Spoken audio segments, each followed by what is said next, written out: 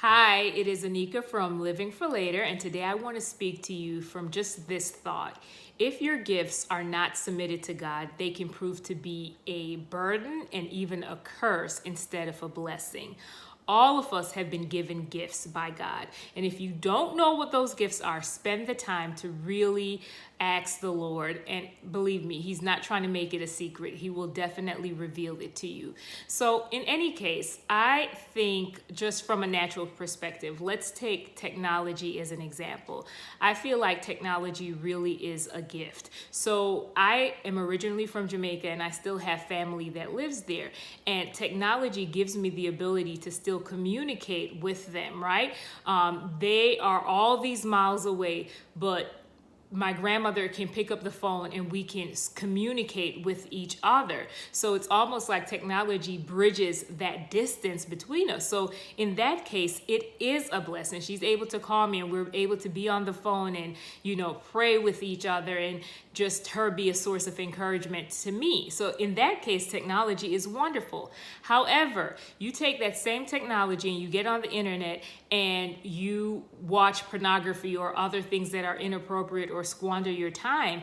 At that point, something that really should have been a blessing then becomes a burden and even a curse because we're using it in the wrong way. And that really using it in the wrong way comes from us not being submitted to God. So I can reflect on my own life, and for as long as I can remember, I've been an encourager. And I realize now that God has given me the gift of encouragement. And I didn't always have the language to communicate that, but now, I'm like, oh, that's what it is, right? But when I was not submitted to God, that gift was distorted in so many ways. I found myself in situations where I was taken advantage of, and I'm not making myself the victim at all because I didn't submit to God. So because of that, I had no concept of proper boundaries, and I was saying yes to things that I should have said no to because I wanted to encourage everybody. I wanted to be a blessing. I wanted to help, and I was trapped into this say yes to everything prison. So not other people's fault, my own, for not submitting to God and letting Him use that gift in the right way. So it was almost like I was all over the place and just, again, not having proper boundaries. And I also realize that God has gifted me with just having faith. And I really realize that as I encounter other people that God, this is definitely a grace on my life.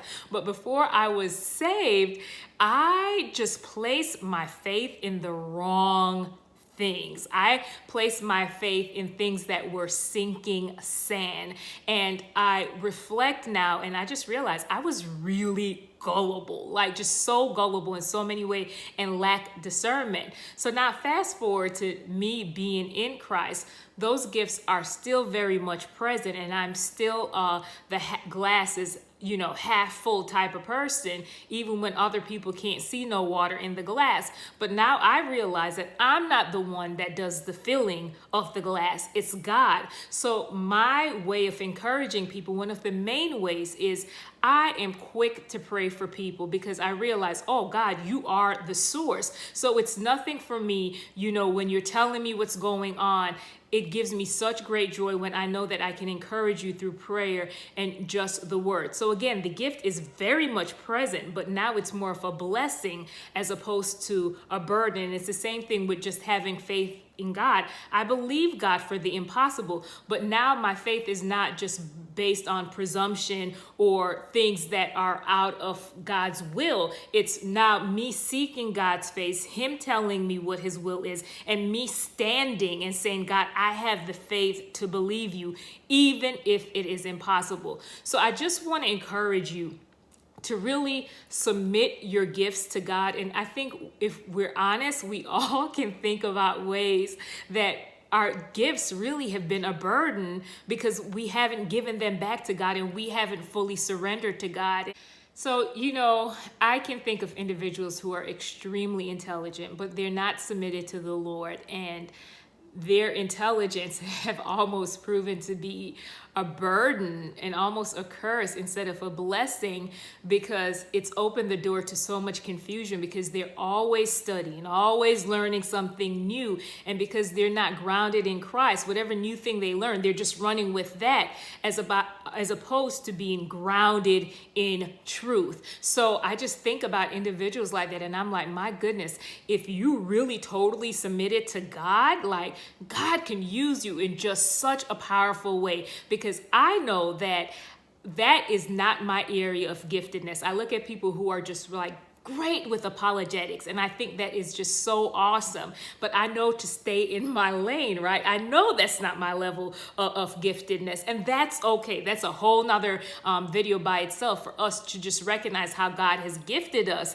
and to flow in that and not try to be like anyone else. So in any case, I just look at those individuals who are extremely intelligent, and I know a few, and I'm like, God could just use you in such a powerful way if you submit it to him, and you would be able to go and reach people that I never could, because that's not my area of giftedness. So anyway, I just want to stop there, and I just want to encourage you to, number one, find out what your giftings are, because again, God has given each of us at least one gift, and then find that yourself really going through and seeing if that gift has proven to be a blessing or a burden. Have you submitted that gift to God? And you can't really submit that gift to God unless you yourself are submitted to God. That's how you submit the gift, right? It's by first submitting to the one who gave you the gift. So anyway, that is it. You be blessed.